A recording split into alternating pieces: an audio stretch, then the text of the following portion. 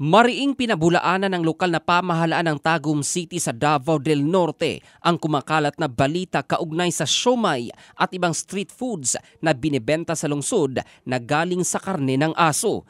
Ayon kay Dr. Arnel Florendo, Tagum City Health Officer, walang katotohanan ng impormasyon na naglalaman ng karne ng aso ang mga siomai at wala rin anyang natanggap na ulat at reklamo ang tanggapan mula sa publiko o alinmang opisina. Kaugnay nito, pinag-iingat ng opisyal ang mga tao na huwag agad maniwala sa mga mababasa sa social media, lalo na kung hindi ito galing sa kinauukulan upang hindi maghatid ng pangamba. Hiling ng opisyal na maging responsable sa pagpapalabas ng anumang impormasyon na maaaring magdulot ng epekto sa mga naghahanap buhay. Samantala, ikinagalit naman ni Tagum City Mayor Ray Uy ang nasabing isyu sapagat naapektuhan na ang hanap buhay ng mga maliliit na negosyante sa lungsod. Dahil dito, pinaiimbestigahan na ng alkalde sa National Bureau of Investigation ang mga taong nasa likod ng pagpapakalat ng maling impormasyon. Kawawaan niya ang mga residenteng umaasa sa pagtitinda ng mga street foods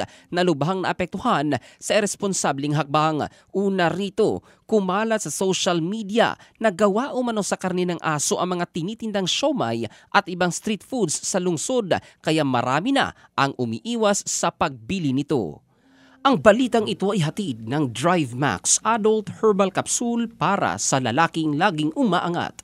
Ito si Jofel Candado in the heart of changing lives ng Brigada News Philippines, the Music and News Authority.